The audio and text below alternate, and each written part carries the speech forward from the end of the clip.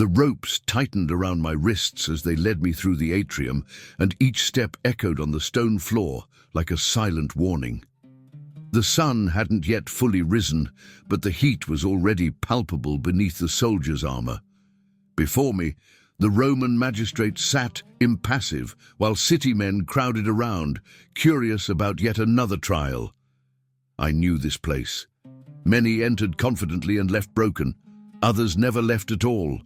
The risk was real, not symbolic. A formal accusation was enough to destroy a life. I breathed slowly, trying to keep my body steady, knowing that any tremor would be interpreted as guilt. While I awaited the reading of the charges, my mind raced faster than anything around me.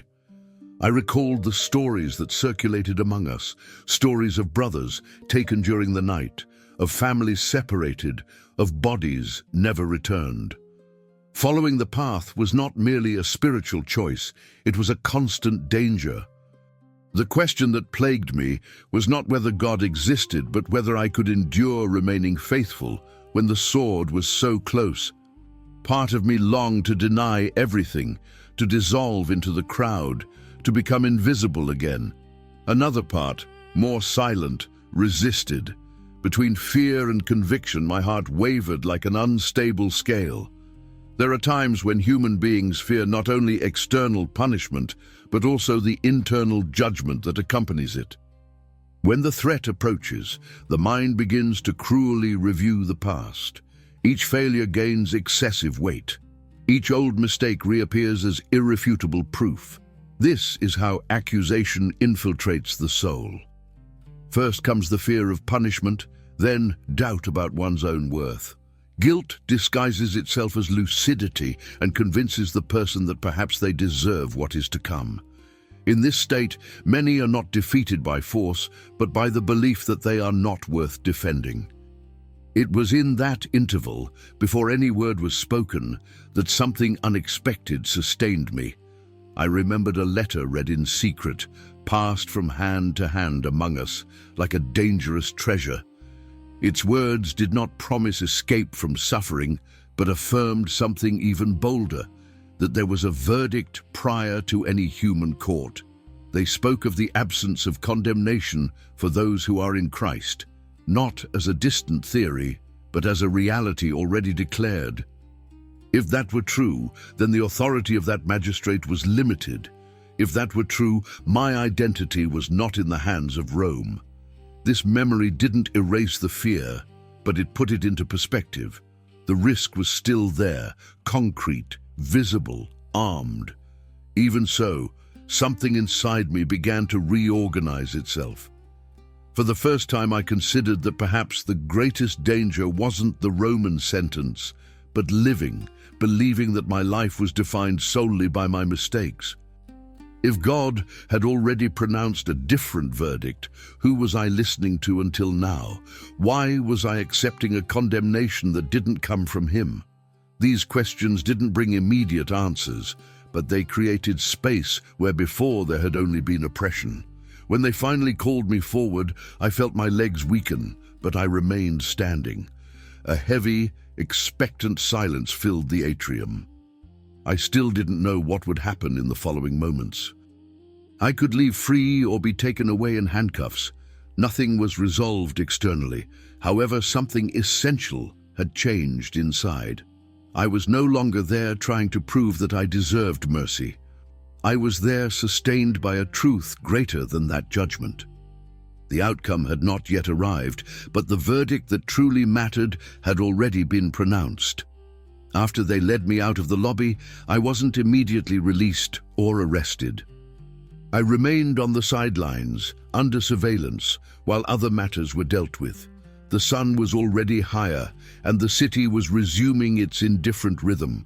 Merchants shouted prices, animals were herded through the narrow streets, children ran around unaware of what was happening just a few steps away. I remained leaning against a rough wall, feeling the sweat trickle down my back and the dust cling to my skin. The immediate danger seemed suspended, but not resolved. That waiting was almost worse than the sentence because it gave space to something that always accompanied me, the voice that refuses to be silenced. It didn't come from outside. No one pronounced it aloud. Yet I knew it well. It was the voice that emerged when the noise ceased, when the crowd dispersed, when the risk diminished but didn't disappear. It recalled every detail of the past and presented them as proof. It didn't need to invent lies. It simply had to cruelly rearrange the truth. It reminded me of occasions when I had failed my brothers, of moments when I had chosen the safest path instead of the most faithful, of words that remained stuck in my throat when they should have been spoken. That voice didn't shout. It whispered with conviction, and precisely for that reason, it seemed so trustworthy. There is something profoundly human in this experience. When external danger recedes, the mind assumes the role of accuser. Human beings have difficulty dealing with grace when it doesn't demand immediate payment. The mind prefers the logic of compensation. Error generates punishment. Failure generates exclusion. This logic creates the illusion of control, but destroys peace. Psychologically, persistent guilt functions as a distorted self-protection mechanism. The person believes that by condemning themselves they avoid a greater condemnation. However, this cycle does not produce healthy repentance. It produces paralysis and continuous fear. As I stood there, I remembered again the words of that letter, not as a formal recitation, but as a direct confrontation with that inner voice. It said that there was no condemnation for those who are in Christ, no less condemnation, no delayed condemnation, no condemnation at all. This statement didn't resonate with the tribunal that existed within me. If it was true, then that accusing voice was acting as a judge without authority. The question ceased to be, what did I do wrong, and became, who has the right to define me? This change seemed simple, but it displaced the entire internal structure I had built over the years. Even so, I resisted fully accepting this truth. Part of me feared that abandoning guilt would be a sign of spiritual irresponsibility. I was taught to constantly watch, to distrust myself. But I began to realize that vigilance is not the same as self-accusation. One leads to transformation, the other leads to exhaustion. If God had already dealt with sin definitively, why did I insist on reliving it daily within myself? Perhaps the continuous guilt was not a sign of humility, but of silent unbelief. Perhaps I was saying, without words, that Christ's sacrifice was not enough for me. As the day wore on and the possibility of being released became more concrete, something slowly took hold within me. The absence of condemnation did not mean the absence of responsibility, but a change in foundation. I did not obey to try to be accepted. I obeyed because I had already been accepted. This inversion transformed everything. Fear began to lose its guiding function. Obedience ceased to be a defense and became a response. The accusing voice still tried to impose itself, but now it was questioned. It was no longer automatically accepted as truth. When I was finally dismissed and walked through the dusty streets, I felt the weight of the day on my shoulders, but also a new kind of silence within me. It wasn't an absence of conflict, but an absence of condemnation. I knew other battles would come, other risks would arise, other accusations would be raised. But something had shifted. The voice that once dominated now needed to justify itself, and for the first time I realized that perhaps it had never had any authority at all. As night fell, the city seemed to breathe differently. The streets narrowed in the twilight, and the torches attached to the walls cast long shadows that moved as if they had a will of their own. I walked carefully, avoiding drawing attention, until I reached the place where we used to meet. It wasn't a temple, nor a sacred space in the eyes of Rome. It was just a simple house with worn wooden doors and small windows. Yet for us, that place carried more weight than any imposing building. There, away from prying eyes, we were forced to confront not only the external danger, but that which governed us from within. I sat on the floor, leaning against the wall, while others arrived in silence. My body was tired, but my mind remained alert, restless. Even far from the courtroom, I still felt the echo of the accusation, no longer in the voices of soldiers or magistrates, but in something more persistent. There was an ancient, almost familiar force within me that always pulled me in the same direction. It promised security, self-preservation, control. But it demanded a high price, constant fear and distrust of God. I realized that, even free at that moment, I still lived as someone shackled inside. As time went on, I began to understand that this force hadn't appeared that day. It had always been there. Since my youth, I had felt this inclination to choose the easiest path, even when I knew what the right one was. It wasn't just a sequence of isolated mistakes, it was a pattern, a kind of silent law operating within me, pushing me away from complete trust. Even when I wanted to obey, something dragged me back to the same old logic. This wasn't just moral weakness. It was something deeper, more structured, as if my inner self was subjected to a system I hadn't consciously chosen.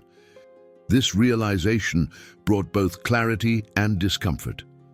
Psychologically, it's devastating to understand that willpower alone isn't enough. Humans like to believe they can correct themselves through effort and discipline alone. This belief gives a sense of control, but it fails in the face of reality. When change depends solely on inner strength, failure becomes inevitable. And each new failure reinforces the feeling of inadequacy. The result is a cycle of trying, falling, and guilt. Not because the person doesn't care, but because they are trying to operate under a law that always defeats them. It was in this context that the words of the letter gained new weight. They spoke of two conflicting laws, one that leads to life, the other that leads to death. Not as a distant metaphor, but as a daily reality. For the first time, I realized that the problem was not only what I did, but under which law I lived. As long as I remained governed by the old logic, that of fear and self-preservation, my best efforts would end in the same place. But a real liberation had been announced. Not gradual, not conditional, a change of dominion. The law of the Spirit of life had freed me from the law that previously controlled me. Accepting this required more than intellectual understanding. It demanded surrender. Because if I admitted that a new law now governed me, I would need to abandon the illusion of control that had accompanied me for so many years. I would have to trust that the strength that sustained me no longer came from my own effort, but from something greater operating within me. This idea was liberating and frightening at the same time. Liberating because it offered rest, frightening because it demanded true faith, not just mental agreement. Living under this new law meant allowing God to redefine my reactions, my choices, and my identity. As I listened to the reading continue in that simple house, I realized that something was slowly shifting within me. It wasn't euphoria nor immediate relief. It was a shift in focus. The old law still tried to assert itself, but it no longer reigned alone. There was resistance, conflict, tension. However, for the first time, I didn't interpret this struggle as a sign of failure, but as evidence that something new was at work. I didn't yet understand all the implications, but I knew I was no longer condemned to repeat the same cycle forever. Something stronger had entered the scene, and its influence was beginning to manifest itself. Dawn was breaking when I left the house where we used to meet. The air was colder, and the city seemed suspended between rest and wakefulness. Some windows still had light, others were already plunged into complete darkness. I walked slowly, attentive to every sound, because even at night, Rome was never completely safe. There were soldiers patrolling, men awakened by necessity or addiction, shadows that couldn't explain their own unease. I crossed those streets not as someone who had escaped danger, but as someone who had been internally displaced. The threat still existed, but it no longer occupied the same center within me. Even so, the conflict had not ceased. On the contrary, now it was clearer. I perceived two forces acting simultaneously, like opposing currents trying to govern the same direction. There were moments when the old logic regained control, reminding me of everything that could go wrong, of all the possible losses, of all the reasons to retreat. Soon after, another voice would emerge, not accusatory, but firm, calling me to trust. This tension was not comfortable. Before, I thought that true faith would eliminate the conflict. Now I was beginning to understand that faith revealed it. The conflict did not mean the absence of liberation, but its beginning. This perception completely changes how a human being interprets their own inner struggle. Many believe that if they still feel resistance, fear, or temptation, something is wrong with their faith. Psychologically, this generates frustration and premature giving up.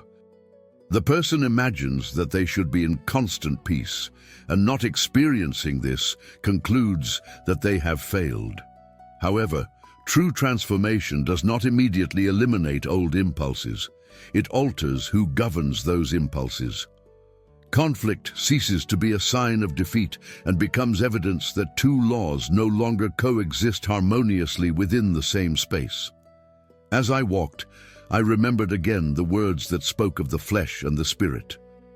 Not as abstract concepts, but as practical realities that I felt in my body and mind. The flesh was not merely disordered desire, it was an entire survival system based on fear, control, and self-protection. The spirit, on the other hand, did not operate through force, but through life. It did not shout orders, it offered direction. This difference explained why the old system seemed so dominant for so long. Fear always sounds urgent. Life speaks with silent firmness. Learning to listen to this new direction required slowing down, discerning, trusting. There was a moment when I stopped in the shade of a larger building, trying to organize my thoughts. I realized that, even free, I still carried the habits of someone who had lived in prison for a long time. I expected punishment, even when there was no immediate threat. I anticipated loss, even when it was promised. This behavior wasn't deliberate sin, but a residue of past submission. Psychologically, this is common in those who have lived under prolonged oppression. The mind takes longer to break free than external circumstances. Recognizing this brought relief.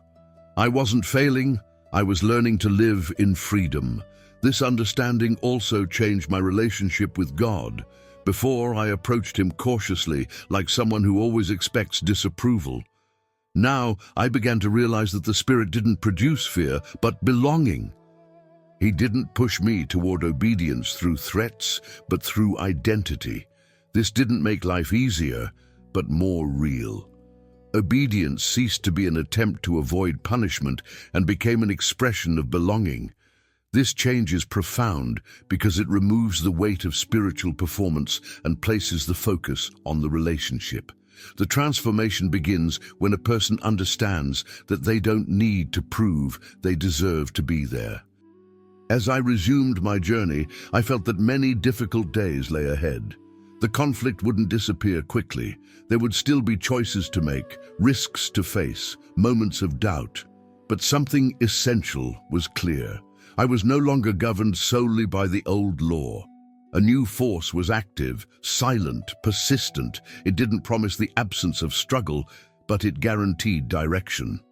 And even when I stumbled, this new law wouldn't return me to condemnation. It would continue operating, guiding, sustaining. Liberation wasn't an isolated event. It was a path that had begun, and there was no turning back. Dawn arrived slowly, almost hesitantly. as if the city itself felt the weight of what still lingered in the air. The cobblestones of the streets were cold beneath my feet, damp with the night's dew, and the smell of ancient ashes mingled with the aroma of bread being baked behind closed doors. Rome awoke unaware that for some of us, each new day was also a new risk. I walked attentively, not only to the soldiers patrolling the main roads, but to ordinary glances, interrupted conversations, and strange pauses when someone passed too close. In those days, an accusation didn't need proof. Suspicion was enough, fear was enough, and for a long time that's exactly how I lived, governed by it. I believed fear was necessary. I thought it kept me faithful, vigilant, careful with every word and every gesture. I told myself that without fear, I would be reckless, too exposed, perhaps even unfaithful. But little by little, I began to perceive something uncomfortable. Fear not only alerted me, it decided for me. My choices didn't stem from conviction, but from the constant attempt to avoid pain. My body reacted even before my mind had time to discern. My shoulders tensed, my breath shortened, my heart raced without warning. I called it spiritual zeal, but now I saw clearly. It was a life shaped by threat, not by trust. Fear wasn't an occasional visitor. It had taken its seat on the throne. There is something profoundly deceptive about fear because it presents itself as protection. Psychologically, it offers a silent promise. If you obey me, I will keep you safe. But this promise is never fulfilled. The more space fear receives, the more it demands. It transforms possibilities into negative certainties, anticipates losses that have not yet occurred, and makes constant vigilance a way of life. In the spiritual realm, this becomes even more destructive because fear begins to occupy the place of faith. Obedience ceases to be a response to love and becomes a survival strategy. Prayer becomes defensive, devotion becomes weary. The person does not approach God to relate, but to avoid punishment. They live trying to please, to prove their worth, to justify their own existence before Him. As I walked, these perceptions gained weight in light of the words that had been read among us. They spoke of a spirit that does not lead to slavery, but to adoption. This statement was not poetic, it was confrontational. If God did not rule through fear, why did I still live as someone constantly threatened? If I had been received as a son, why did I continue to behave like a terrified servant, always expecting reproach? These questions did not bring immediate relief. They dismantled old internal structures, built up over years. I realized that I knew the message, but I still did not fully trust it. It was as if I believed that God spoke freely, but acted on a demand. There was a moment when I stopped near a public fountain, watching the water repeatedly fall onto the smooth stone. The sound was constant, almost hypnotic. That simple scene taught me something that no theoretical explanation had been able to. The stone is not transformed by a single impact, but by the persistence of the flow. The water does not threaten, does not force, does not accelerate. It remains. That is how I began to understand the action of the Spirit. It does not dethrone fear with a sudden shock, but with a continuous presence that over time redefines our inner reflexes. Fear does not disappear overnight. It loses authority as another voice becomes more trustworthy. A voice that does not accuse, does not pressure, does not demand. A voice that affirms belonging even when there is still fragility. This understanding began to change how I viewed life's real risks. The danger hadn't diminished. The persecution hadn't ceased.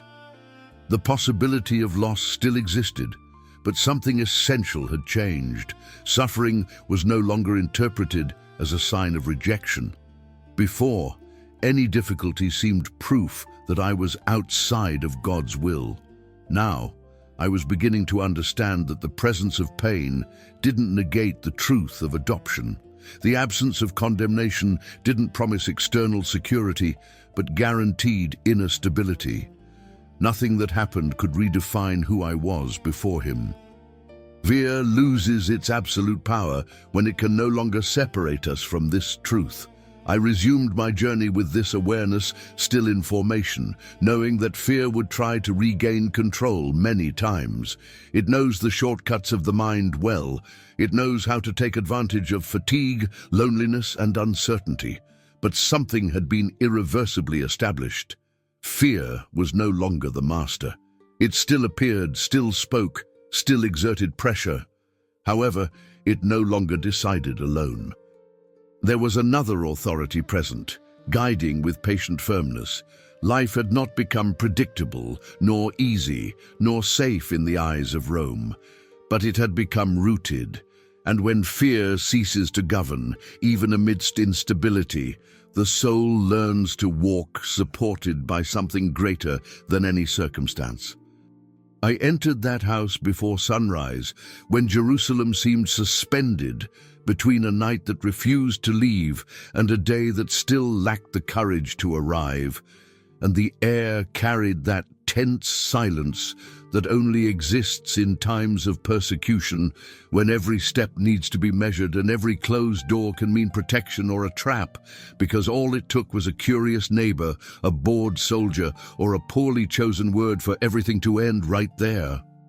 And as I walked among shadows cast by weak lamps, I felt that it wasn't just my body that was at risk, but something much deeper, something invisible, because at that time, it wasn't just the sword of Rome that threatened, but also the crushing weight of the law, which continued to echo within us like a sentence that never fell silent, reminding us of past failures, broken promises, sins that seemed glued to our skin. And even though I was physically free for a few moments, there was a constant feeling that I was still trapped, observed, evaluated, judged by a system that was never satisfied, and this fear didn't just come from outside, it resided within me. Chest tightness, catching one's breath and stealing peace before the day even begins. As I sat on the cold floor, leaning against the rough wall, I realized that the greatest battle wasn't happening in the streets, but within myself. Because even though I had heard so many times about freedom in Christ, there were days when my soul still behaved as if it were shackled, reacting with guilt even before making a mistake, anticipating punishment even before falling, as if the law still had the right to accuse me. This inner tension created a deep, hard-to-explain weariness, a kind of fatigue that didn't come from the body, but from the mind and heart. Living trying to justify oneself all the time exhausts anyone, and I realized how this affected my way of praying, my way of relating to God, and even to my brothers and sisters. Because when someone lives feeling indebted, they start acting out of fear and not love, out of obligation and not transformation. And even without saying anything, I carried this silent restlessness, wondering if that feeling of always being indebted would ever truly disappear. It was then that the words of the letter began to resonate more strongly, not as a distant discourse, but as something that directly cut through this internal conflict, when I heard that the law of the Spirit of life had freed me from the law of sin and death. In that Roman context, this sounded radical, almost scandalous, because laws were not suggestions, they were absolute power structures, and no one simply escaped them without consequences.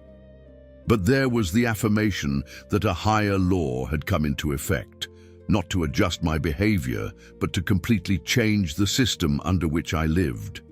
Psychologically, this meant moving from a constant state of vigilance and fear to a space where obedience was born from within, not from external pressure. Because when the Spirit begins to guide, the motivation ceases to be avoiding punishment and becomes responding to love. This internal change is profound, slow, and often uncomfortable, because abandoning the control of guilt requires trust, something that is not learned overnight. I began to understand that the law, however holy it might be, never had the power to heal what was broken within me. It only clearly exposed the problem, like a mirror that shows the wound but doesn't offer the remedy.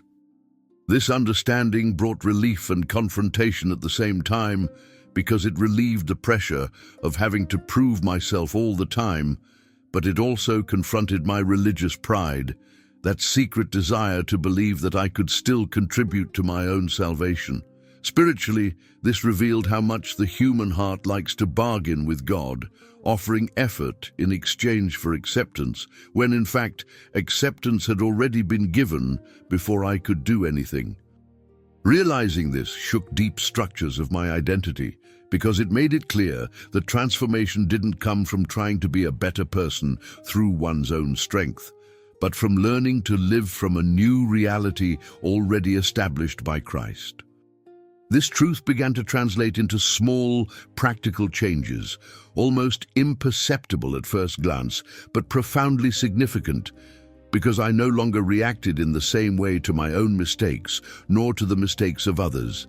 And little by little I realized that the Spirit did not push me violently, nor accuse me harshly, but guided me with patient firmness, pointing out paths, adjusting intentions, revealing hidden motivations, and this created a new internal dynamic, where discipline was no longer a punishment but a form of care, and correction was not accompanied by paralyzing shame, but by real hope for growth.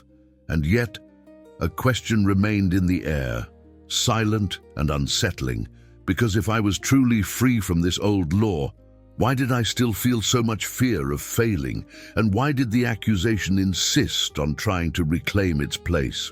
As I left that house when the day finally began to dawn, I realized that the freedom proclaimed in Christ did not manifest as an immediate break with all old sensations, but as a continuous learning process where the mind needed to be trained to recognize which voice deserved authority.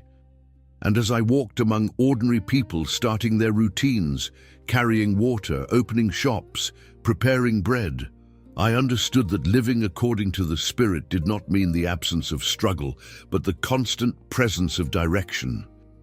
This awareness brought a different kind of calm, not a naive calm, but a peace that coexisted with risk, uncertainty, and unanswered questions, because something was clear within me. The law that once condemned me no longer had the final word, and even if the accusation tried to speak again, it no longer governed my heart as before. And there, in that simple walk, something began to reorganize itself from within, silently but irreversibly. I left that place with the day already fully open, and the movement of the streets was beginning to intensify, as it always did in the early hours of the morning. Vendors raising their wooden doors, animals being herded in haste, children running among the adults, and Roman soldiers occupying their posts with their usual indifference. And as my eyes observed all of this, I realized how the world continued exactly the same, even after something so profound had been confronted within me. Because the liberation that was being announced was not accompanied by visible signs or immediate external changes, but by a silent conflict that now shifted to an even more delicate field. The mind, that space where thoughts repeat themselves, memories return, and fears find fertile ground. For even after understanding that the law had lost the power to condemn me, my mind still insisted on revisiting old roots, like someone who leaves prison but continues walking as if still shackled, carrying mental habits formed during years of surveillance, guilt, and self-punishment. As I walked, I began to realize how accustomed my mind was to anticipating failure even before the attempt, as if error were more real than obedience. This created a debilitating cycle, because every decision was accompanied by tension, every choice was evaluated with fear, and even moments of silence were filled with accusatory thoughts. This experience was not only spiritual, but profoundly human. because the mind learns patterns, and once conditioned by fear, it begins to operate automatically from that perspective. In that time marked by rigid rules, public punishments, and high religious expectations, it was natural that many of us had learned to survive mentally through constant vigilance, as if relaxing were dangerous and trusting were irresponsible. This made rest almost unattainable even when the body stopped. The words that had been read earlier echoed again, now with a different focus, because they spoke not only of legal freedom before God, but of an internal transformation that needed to reach the way I thought, felt, and interpreted reality. I realized that living according to the Spirit required more than abandoning visible behaviors. It required relearning how to think, how to interpret events without the constant filter of condemnation. Psychologically, this meant interrupting automatic thoughts that arose uninvited, questioning internal narratives that presented themselves as absolute truths, and spiritually, this pointed to a daily dependence, because the mind does not renew itself.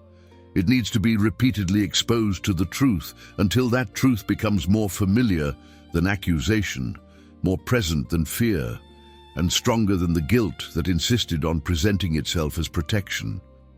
This renewal, however, did not happen violently or instantaneously, but through a patient, almost artisanal process, where each thought needed to be observed before being accepted. I began to understand that the Spirit did not come to forcibly control my mind, but to teach me discernment, to consciously choose which thoughts I would nurture and which I would let pass.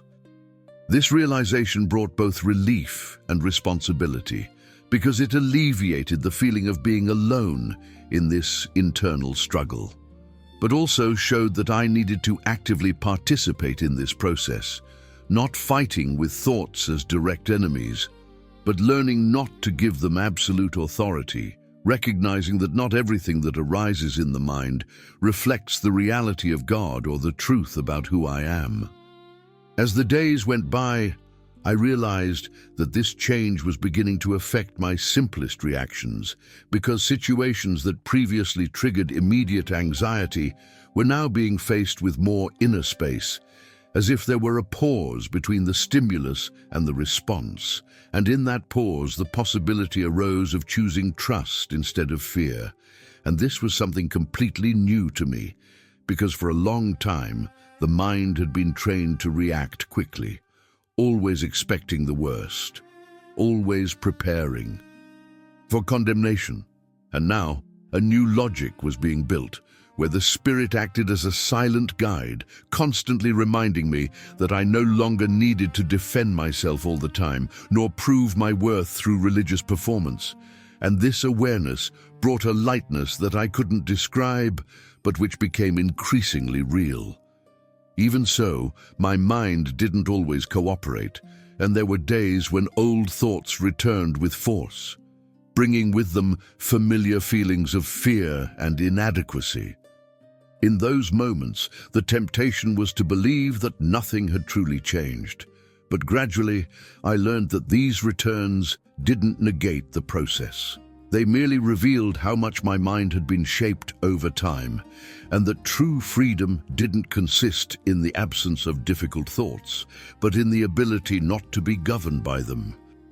This distinction began to transform my relationship with myself, because I no longer saw myself as a flawed person trying to achieve acceptance, but as someone accepted and learning to live according to this new reality. Reflecting on all this, as the sun rose in the sky and the city continued its intense rhythm, I understood that the rest promised by God was not only physical, but mental and spiritual, a rest that begins when the mind learns to trust. And although I didn't yet have all the answers, nor total control over my thoughts, something was clear within me. The old tyranny of guilt was beginning to lose ground, and in its place, a new way of living was emerging, more conscious, more dependent, and paradoxically, more free. This silent transformation, almost invisible to those looking from the outside, was perhaps one of the most profound works that the Spirit performed in us, preparing the ground for something even greater to come. I continued walking through the already crowded streets, and although my feet followed a familiar path, something inside me was paying attention in a different way, as if the external environment had become a backdrop for a deeper, silent movement happening inside. Because fear, which for so long had functioned as an invisible guide, was beginning to lose the absolute control it exerted over my decisions, and this realization was not accompanied by euphoria or a feeling of immediate victory, but by a subtle, almost uncomfortable strangeness. Living without being constantly pushed by fear required relearning how to exist, how to interpret signs, how to react to real threats without amplifying them internally.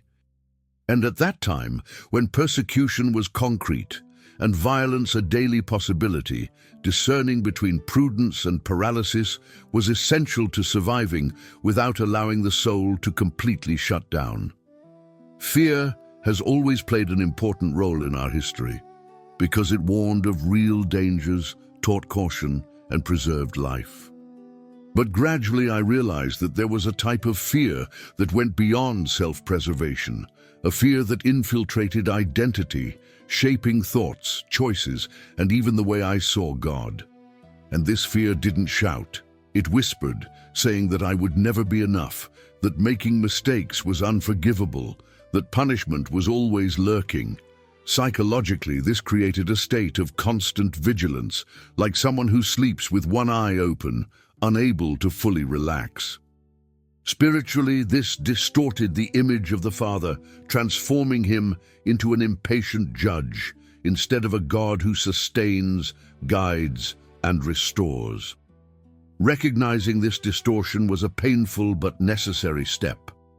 The words circulating among us began to illuminate this point clearly, because they spoke of a spirit that did not generate slavery to fear, but led to adoption.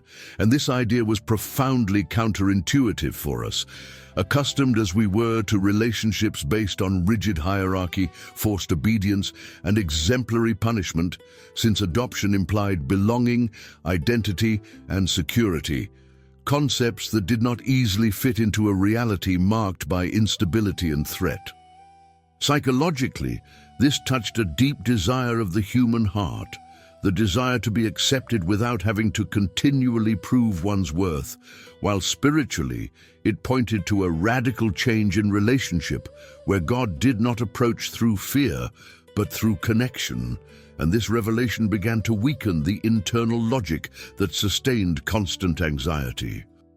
This change didn't eliminate the dangers around us, nor did it make us reckless, but it altered how the body reacted to them, because fear no longer ruled alone, and gradually a different kind of courage emerged.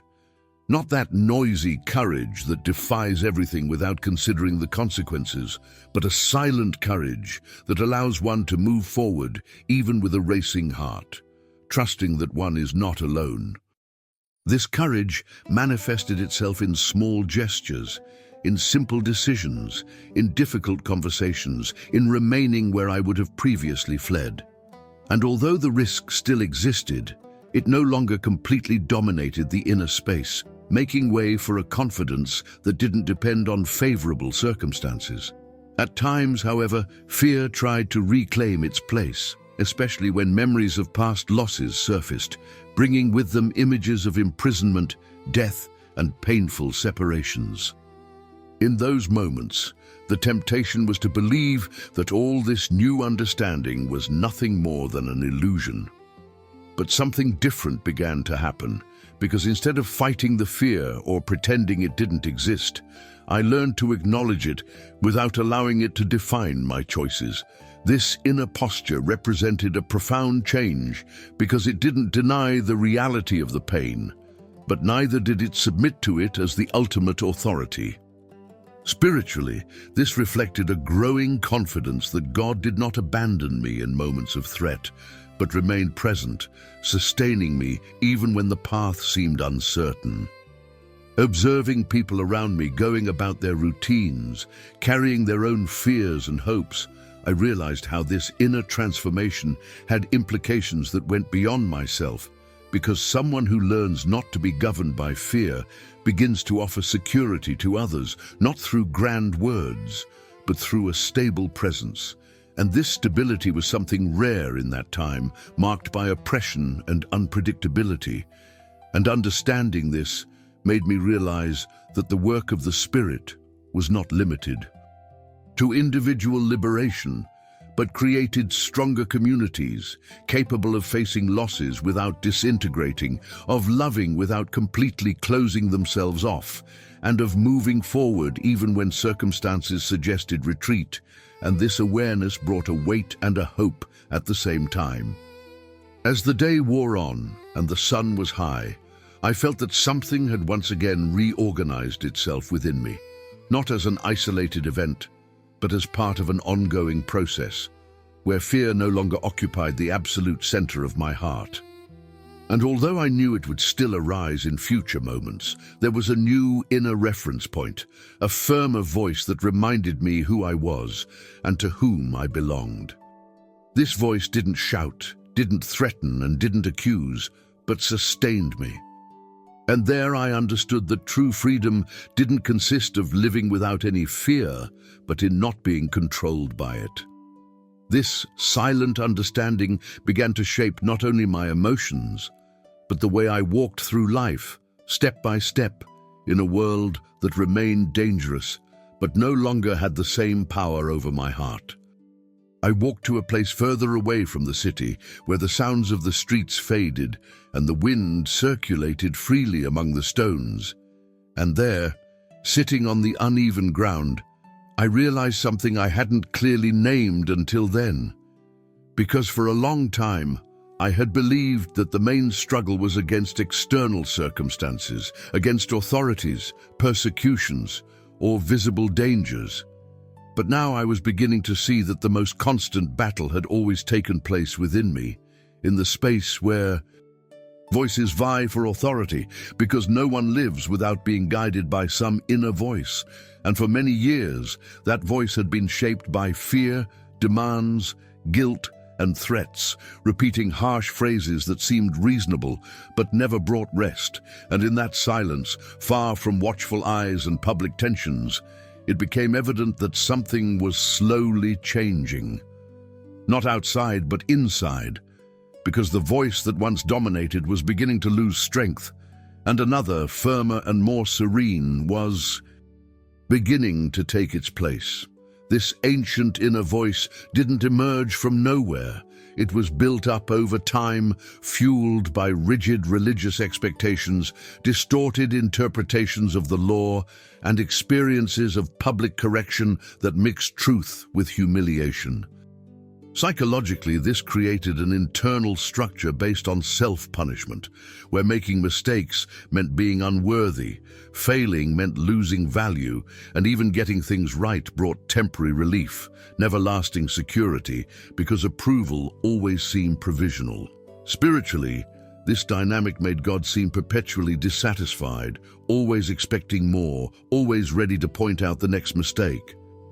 Living under this perception shaped choices, affected relationships, and created a tense faith marked by constant effort and little rest, even when everything seemed to be going right. As the words about the Spirit continued to resonate among us, something began to reorganize this inner landscape, because the idea that the Spirit Himself testified with our spirit that we were children of God directly touched this sensitive point. It wasn't just new theological information, but a profound shift in internal reference point, where confirmation no longer came from performance, the approval of others, or perfect obedience, but from a constant presence that affirmed belonging. Psychologically, this has an immense impact, because when identity ceases to depend on external validation, the mind begins to relax, and the heart begins to operate from security, not threat. Spiritually, This completely changes the way we relate to God, because someone who knows they are a child of God doesn't approach him with fear of rejection, but with confidence, even when they make mistakes, even when they don't understand everything. This new voice didn't manifest as a grand speech or intense emotion, but as a persistent and calm reminder that emerged precisely when the accusation tried to regain control, telling me that I wasn't alone, that I didn't need to hide, that I didn't need to defend myself all the time.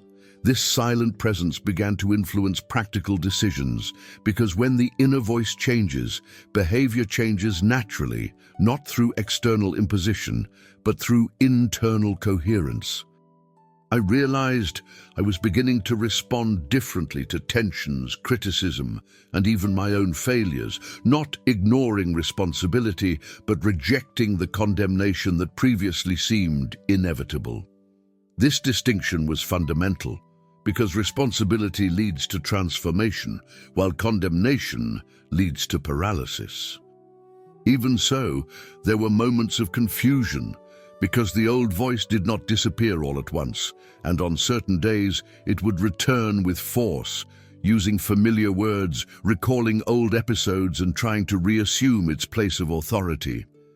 In those moments, the struggle was not to silence it by force, but to discern which voice truly reflected God's truth. This practice of discernment required attention, patience, and repetition, because the mind tends to trust what is familiar, even when the familiar is destructive. Spiritually, this showed that walking with God does not immediately eliminate all internal conflicts, but offers new resources to navigate them without getting lost, gradually teaching one to recognize the source of each thought and feeling. As time passed and the sun advanced in the sky, I understood that this change in inner voice was one of the Spirit's most profound works, because it not only adjusted visible behaviors, but transformed the way I perceived myself and interpreted the world. This silent transformation had effects that went beyond me, because someone who learns to listen to a voice of belonging begins to treat others differently, with less judgment and more mercy, with less demandingness and more understanding. I realized how this began to shape our community, creating a space where grace was not just a taught concept, but a lived reality, still imperfect, but real. This perception brought both hope and responsibility, because it showed that what happened within each of us would inevitably manifest itself outside.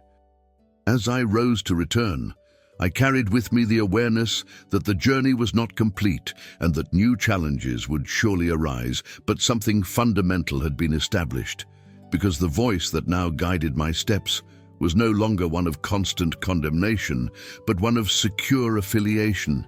And even if doubts, fears, and conflicts still appeared, there was a new inner anchor that kept my heart firm. And there I understood that living according to the Spirit was not only about changing what one does, but above all, about changing who one listens to. And this silent change, almost invisible to outside eyes, began to reshape the entire experience of faith, step by step, from the inside out. I returned to the company of my brothers, carrying with me a different kind of silence, not the heavy silence born of fear or suspicion, but an attentive silence, as if something were being carefully guarded within me. And as I observed the faces marked by weariness, loss, and unmet expectations, I realized how much we all carried similar stories, even if expressed in different ways. Because in those days, no one went through life without being touched by the harshness of reality, whether by Roman oppression, religious tensions, or the family fractures that arose when someone decided to follow the path. In this context, the word sonship began to take on a weight that went far beyond a spiritual metaphor, because being called a son meant belonging to someone who assumes responsibility, protection, and care, something profoundly contrasting with the logic of condemnation that always pushed us to the margins, constantly reminding us of our inadequacy and fragility. For a long time, condemnation had shaped not only my relationship with God, but also with myself and others. Because when someone lives under condemnation, they begin to see everything through that filter, interpreting difficulties as punishment, mistakes as proof of unworthiness, and suffering as confirmation of abandonment. Psychologically, this creates a rigid internal narrative where there is no room for gradual learning, only for failure or success, acceptance or rejection. Spiritually, this distances the heart from God, not because he withdraws, but because the person begins to hide, to avoid intimacy, to approach only when they believe they are worthy. Realizing this was painful, as it revealed how many times I myself had confused discipline with rejection and correction with condemnation, carrying a weight that was never truly imposed on me. The words about being heirs with Christ began to resonate even more deeply, because inheritance isn't earned through performance, it's received through bondage, and this idea directly challenged the meritocratic logic that had dominated my thinking for so long. If I was an heir, it meant my position was already defined, regardless of fluctuations in my behavior, and psychologically, this creates a secure foundation for identity, because when someone knows where they belong, they face challenges without the constant fear of losing everything. Spiritually, this changes the motivation for obedience, which ceases to be a desperate effort to maintain acceptance and becomes a natural response to the love received. And this shift in internal foundation began to alleviate old tensions that I didn't even realize I was carrying anymore. Still, there was a tension that could not be ignored, because being an heir also meant participating in the sufferings of Christ, and this part of the message demanded honesty, as it did not promise an easy path or one protected from pain, but a journey accompanied by others, where suffering was not a sign of rejection, but part of a larger story being built. Psychologically, this helped to reframe pain, not as proof of personal failure, but as a shared human experience, while spiritually it pointed to a future hope that gave meaning to the present. Understanding this did not eliminate suffering, but prevented it from completely destroying faith, because it placed it within a broader context, where future glory did not negate current pain, but made it bearable. I observed how this understanding began to affect the way we treated each other, because when condemnation loses ground, compassion finds fertile ground, and small attitudes began to change, from the way someone was corrected to the way we welcomed the most vulnerable. This didn't happen through imposed rules, but through an internal transformation that silently spread throughout the community. Psychologically, this strengthened bonds, creating safer environments, while spiritually it reflected the character of the one who had called us children. I realized that this new dynamic didn't make us perfect, but more aware, more patient, and less quick to judge, something extremely necessary in a context where external pressure was already enough to divide us. At times, however, the old logic of condemnation tried to creep back in, especially when someone failed publicly or when difficult decisions needed to be made, and in those moments it was tempting to resort to the old patterns of control and punishment. But something had changed, because now there was a different reference point, a constant reminder that our identity was not anchored in error, but in belonging, and this awareness demanded conscious choices, because living from it meant resisting the impulse to reduce people to their worst moments. And spiritually, this reflected a growing maturity, still fragile, but real, that began to sustain the community even amidst the inevitable tensions. At the end of that day, as the sky slowly darkened and the conversations faded, I felt that something essential had been reaffirmed within me, because condemnation no longer occupied the central place it once had, and although it still tried to manifest itself in moments of weakness, there was a deeper truth that now sustained my heart, the truth that I was not just someone trying to get it right, but a son learning to live up to the love I had already received. And this distinction changed everything, because it transformed the spiritual journey from an exhausting race into an accompanied walk, where even stumbles did not nullify the bond, but became part of the growth process.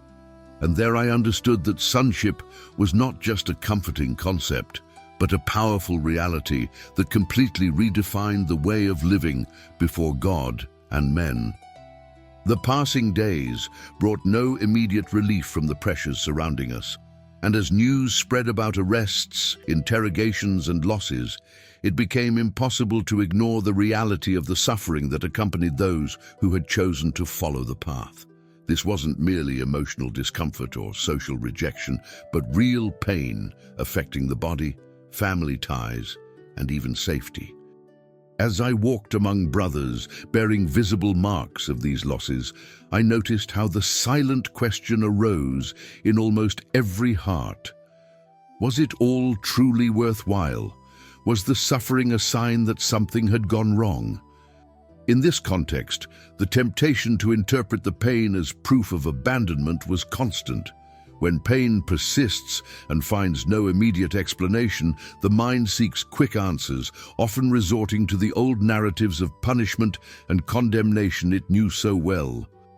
For a long time, suffering had been interpreted almost automatically as a direct consequence of personal error, as if all pain had a specific moral cause. And psychologically, this created an unbearable burden, because in addition to dealing with the loss, the person still had to carry the guilt associated with it, and spiritually, this profoundly distorted the relationship with God, transforming him into someone who distributes suffering as impatient correction. Realizing how much this logic still influenced our thoughts was uncomfortable, as it revealed how much the understanding of grace still needed to mature. In that tense environment, the words that spoke of present suffering being incomparable to future glory began to take on a different meaning, not as an empty promise of distant compensation, but as a new lens to interpret pain without denying or romanticizing it.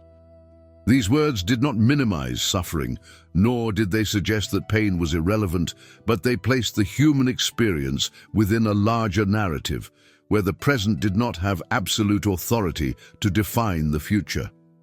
Psychologically, this offered a kind of extremely necessary inner support, because when someone manages to see their pain within a broader context, it ceases to be an isolated event and becomes part of a moving story. Spiritually, this reinforced hope, not as an escape from reality, but as a strength to overcome it. Understanding this required maturity, as it did not eliminate difficult questions or incomplete answers, but offered a point of support that prevented despair from completely dominating the heart. Observing the creation around us, the cycles of the day, the growth of plants, the natural wear and tear of things, I began to realize how everything seemed to carry signs of waiting and tension, as if the whole world were in a state of silent expectation. This perception helped me understand that suffering was not exclusive to human experience, but was part of a broader reality marked by fragility and transience. Psychologically, this lessened the feeling of isolation, as pain ceased to be seen as a personal punishment and began to be recognized as part of a shared condition. Spiritually, it pointed to a promise of restoration that was not limited to individuals, but reached all of creation, offering a hope that transcended the boundaries of the immediate present. This understanding, however, did not automatically make suffering easier to bear, but rather altered how it was endured. Because when pain finds meaning, it ceases to be merely an overwhelming burden and becomes an experience that can be traversed with dignity and perseverance.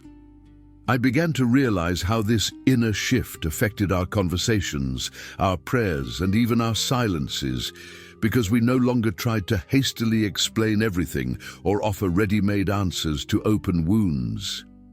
Instead, We learned to walk together, acknowledging the pain without allowing it to completely define us. This attitude created a more honest and humane space within the community, where tears were not a sign of spiritual weakness, but a legitimate expression of a hope that had not yet been fully realized. At times, the weight of suffering seemed to intensify, especially as losses accumulated and emotional exhaustion became evident. In those moments, the promise of future glory might seem too distant to offer immediate comfort, but something persisted nonetheless. A silent conviction that none of it was wasted, that every pain, every loss, and every tear was being seen and considered.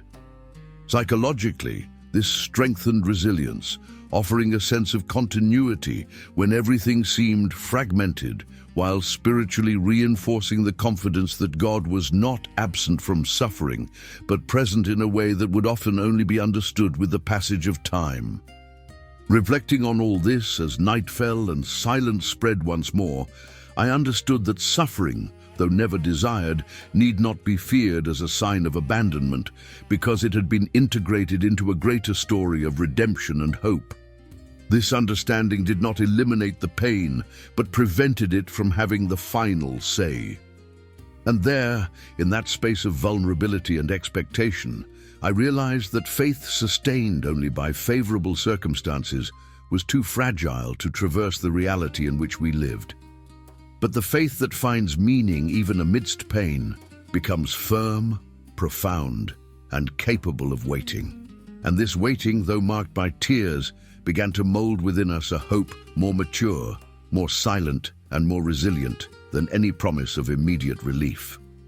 The following days were marked by a strange mixture of continuity and expectation, because nothing had visibly changed around us. The same authorities remained in control, the same threats circulated in whispers, and the same uncertainties accompanied each meeting. But internally, something was beginning to reorganize itself in a deeper way, because the hope that was born within us was no longer that immediate expectation of quick deliverance or a sudden change of circumstances, but a quieter and more resilient hope, which learned to exist even when there were no concrete signs of improvement. And this required a different kind of strength, because waiting without seeing immediate results directly confronts the human impulse to want constant proof, quick answers, and visible guarantees, especially in a context where daily survival seemed to depend on accurate decisions and constant vigilance. For a long time, I had associated hope with the expectation of something that was about to happen, as if it were only valid when accompanied by clear signs of imminent fulfillment. Psychologically, this created a cycle of frustration, because every delay was interpreted as failure, every silence as abandonment, and every difficulty as evidence that hope had been misplaced. Spiritually, this weakened faith, as it conditioned trust on the immediate fulfillment of promises. But as the words about unseen hope began to make sense, I realized that true hope does not depend on the visibility of the expected object, but on trust in the one who promised. This distinction was subtle, yet transformative, because it shifted the focus from the circumstance to the character of God, something that did not change with the passing of days or the intensification of difficulties. This way of waiting required perseverance, not as passive resignation, but as an active posture of the heart, which continues to move forward even when the results are not clear. Psychologically, this strengthens resilience because the person stops interpreting each obstacle as a final verdict and begins to see it as part of a larger process. Spiritually, this creates a more mature faith, capable of sustaining the tension between the already and the not yet, recognizing that many promises are fulfilled in stages and that God's timing does not always coincide with human urgency. Learning this was not easy, as it required confronting old expectations and abandoning the need for control that so often disguised itself as spiritual zeal. As I watched the routine around us unfold its seemingly indifferent course, I realized how this silent hope was beginning to shape behaviors in an almost imperceptible way, because we no longer reacted with the same anxiety to every rumor, nor with the same despair to every delay. This didn't mean indifference or denial of reality, but a deeper confidence that the meaning of our journey didn't depend on how quickly things resolved themselves. Psychologically, this created an inner space of relative calm, even amidst the chaos, while spiritually, it strengthened the conviction that God continued to act even when we couldn't perceive his movements. This awareness transformed waiting into a place of learning, not just a period of frustration. There were days, however, when this hope seemed fragile, especially when fatigue accumulated and losses became closer. And in those moments, the temptation to abandon waiting and seek immediate solutions was strong. But something sustained us, a persistent reminder that Christian hope is not optimistic illusion, nor an escape from reality, but a trust grounded in something that transcends the present. And psychologically, this helped to tolerate ambiguity, to live without all the answers, while spiritually, it reinforced faith in a God who is not limited to what is visible. And this posture, although difficult, began to bear fruit, for it made the heart less reactive and more stable, even in the face of situations that would previously have provoked immediate despair. At the end of another day, as night enveloped the city and silence gradually returned, I understood that learning to wait was one of the most profound works being carried out within us, because it demanded continuous trust without immediate guarantees. And this waiting was not empty, but full of meaning, for it shaped character, strengthened faith, and deepened the relationship with God. There I realized that the hope that learns to wait does not weaken with time, but becomes more solid, more silent, and more resilient, capable of sustaining the heart even when everything around seems unstable. And this hope, even if it did not resolve all the pains of the present, offered something essential: the certainty that the story did not end there, and that what we did not yet see was not non-existent, but merely awaited the right time to reveal itself. There was a moment when I stopped trying to understand every detail of what was happening around us, not out of resignation or indifference, but because I realized that the constant need for explanation was robbing me of the ability to trust. And as I watched seemingly disconnected events unfold, unexpected encounters, painful losses, frustrating delays, and small provisions appearing at the most unlikely moments, I began to notice a pattern that wasn't immediately apparent, but that crept in over time, as if an invisible hand was stitching together loose parts of a story we couldn't yet fully see. This perception didn't eliminate the confusion, but it offered a different kind of security, because even when events seemed contradictory or unfair, there was a growing conviction that nothing was happening outside of a greater purpose, even if that purpose remained hidden for the time being. For a long time, I had believed that for something to work together for good, it first needed to seem good, logical, or desirable, and psychologically, this created resistance to pain, because anything that didn't fit that expectation was quickly classified as a mistake, punishment, or failure. And spiritually, this limited my understanding of God's action, reducing it only to what produced immediate comfort. But as the words about all things working together for the good of those who love God began to be absorbed more deeply, I realized that cooperation didn't mean the absence of conflict, nor constant well-being, but a complex process where seemingly opposing elements were integrated to produce something that, in isolation, they would never achieve. This change of perspective required maturity, as it confronted the human desire for control and predictability. This understanding began to transform how I interpreted past events, because situations that were previously seen only as losses began to reveal unexpected developments, such as encounters that would not have happened, maturity that would not have been achieved, and compassion that would not have been developed without that specific pain. Psychologically, this helped integrate difficult experiences into my personal narrative without denying the suffering involved, while spiritually, it reinforced my confidence that God wastes nothing, not even that which deeply wounds us.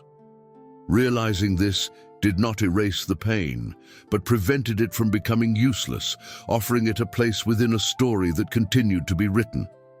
Still, there were times when this truth seemed distant, especially when the suffering was recent or when the negative consequences were still very present. And in those moments, the affirmation that everything worked together for good sounded almost offensive, as if trying to minimize the gravity of the experience. But little by little, I understood that this promise was not an invitation to ignore the pain, but to trust that it would not have the final word.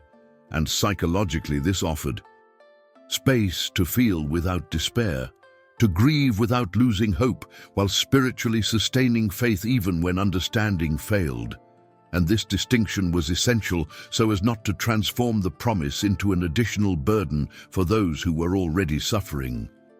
I observed how this vision began to affect the way we dealt with the future, because if the past and the present were being integrated into something greater, then the future no longer needed to be faced with panic or extreme rigidity.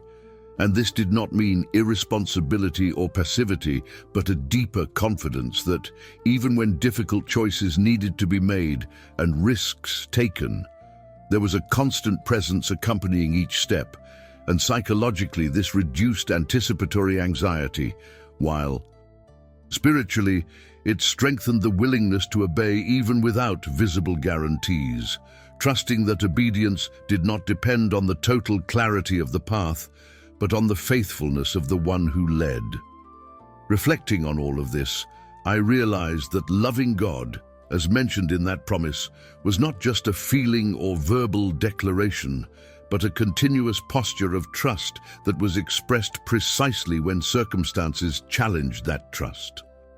Psychologically, this meant choosing to interpret reality from faith, not from threat, while spiritually it pointed to a relationship that deepened in adversity, not just in moments of comfort. This understanding began to bring a different kind of peace, not a peace based on clear answers, but a peace grounded in the certainty that history was not out of control, even when it seemed chaotic to our eyes. As night fell and silence enveloped everything once more, I felt that this conviction had taken root a little more within me.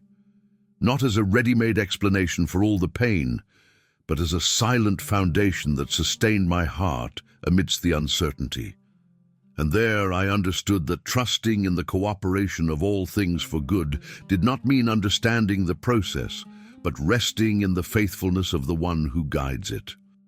And this trust, though challenged repeatedly, began to shape a deeper faith, less dependent on favorable circumstances and more rooted in the certainty that nothing, absolutely nothing, was being wasted on this journey.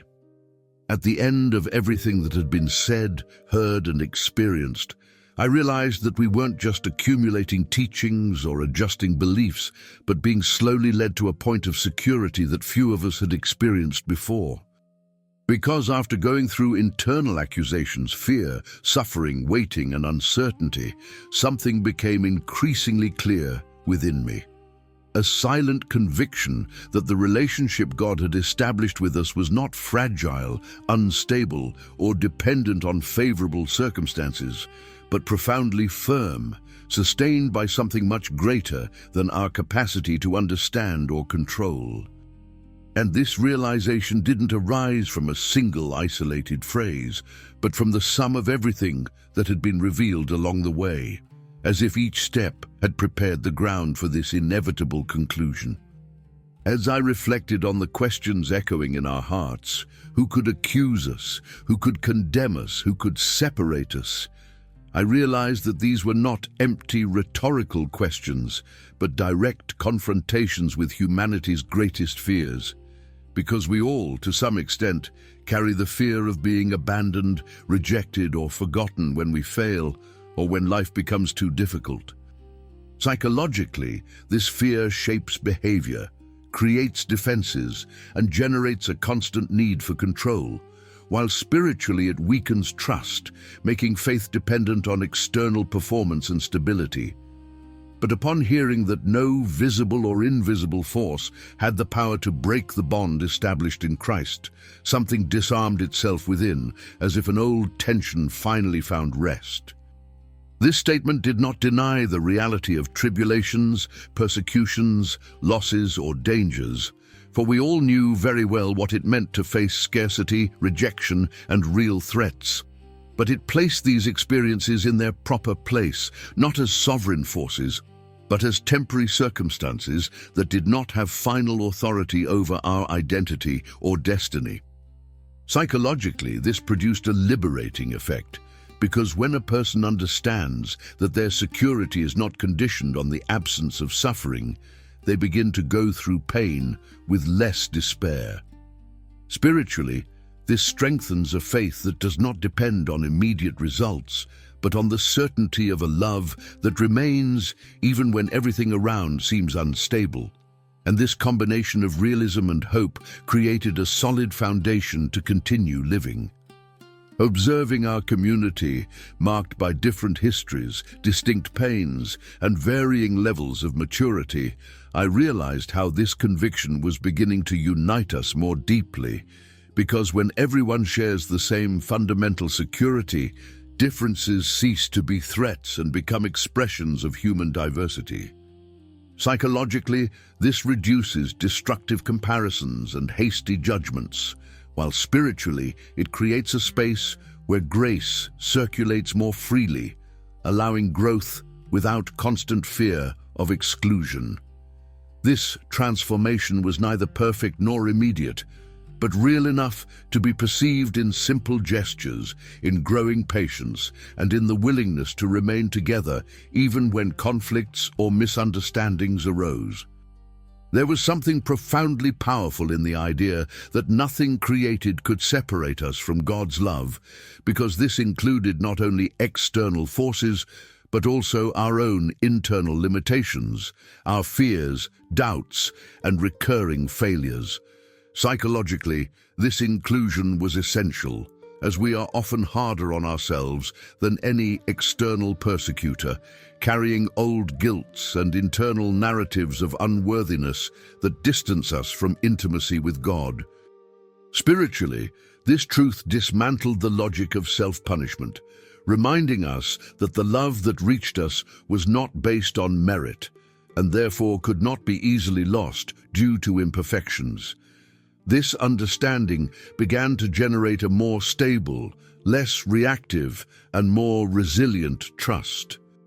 As night approached and silence enveloped everything around me once more, I felt that this was the point where all the pieces fell into place, because after understanding that there was no condemnation, that the Spirit guided, that sonship was real, that suffering had meaning, that hope learned to wait, and that everything worked together for a greater good, only this final certainty remained, that the love that sustained us had no expiration date, did not depend on favorable circumstances, and could not be interrupted by any known or unknown force. And this certainty did not eliminate the mystery of life, but it offered firm ground on which it was possible to continue walking, even without all the answers. There, in that meaningful silence, I understood that the true victory foretold was not the absence of struggles, but the impossibility of separation. Because even through losses, doubts, and suffering, we remained united to something that could not be broken, and this union completely redefined what it meant to win, not as dominating circumstances, but as remaining connected to the love that called us, justified us, and would sustain us until the end. This conclusion did not sound like a noisy, triumphant ending, but like a serene and profound affirmation that settled in the heart, offering rest after a long inner journey. And there it became clear that Romans 8 did not end with a spiritual technique or a conditional promise, but with an absolute certainty that nothing, absolutely nothing, can separate us from the love of God that is in Christ Jesus. Perhaps you didn't arrive here by chance. Some messages find us at the exact moment when our hearts are quietest. I hope you continue walking through the Bible in this way, deeply and honestly. And the Bible Teaches channel exists precisely for that purpose. Subscribe to continue hearing stories that not only explain the Word, but allow it to speak directly to you. Someone may have come to mind while you were listening. Sharing this video may be the simple way God uses to reach another weary heart.